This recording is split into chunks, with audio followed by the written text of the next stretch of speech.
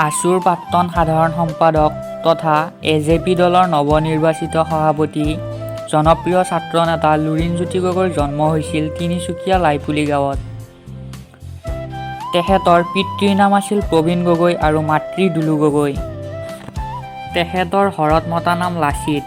Hobby খেল, বিশেষকৈ football আৰু ভলীবল। তেখেতে লাইপুলি প্ৰাথমিক বিদ্যালয়ৰ পৰা প্ৰাথমিক শিক্ষা, তিনিচুকীয়া উচ্চ মাধ্যমিক বিদ্যালয়ৰ পৰা হাইস্কুলীয়া শিক্ষা, চেনাৰাম উচ্চতৰ মাধ্যমিক বিদ্যালয়ৰ পৰা উচ্চতৰ মাধ্যমিক শিক্ষা, তিনিচুকীয়া মহাবিদ্যালয়ৰ পৰা মহাবিদ্যালয়ৰ শিক্ষা, ডিব্ৰুগড় বিশ্ববিদ্যালয়ৰ পৰা স্নাতকোত্তৰ আৰু বৰ্তমান ডিব্ৰুগড় বিশ্ববিদ্যালয়তে গণিত বিভাগত গৱেষণা কৰি আছে। এখন সহজ সৰল ঘৰত জন্মগ্ৰহণ কৰিছিল লুৰিণজ্যোতি গগৈয়ে। তেখেত সৰুৰে পৰা পঢ়াৰ লগতে কৃষি কৰ্মতো পাকৈত আছিল।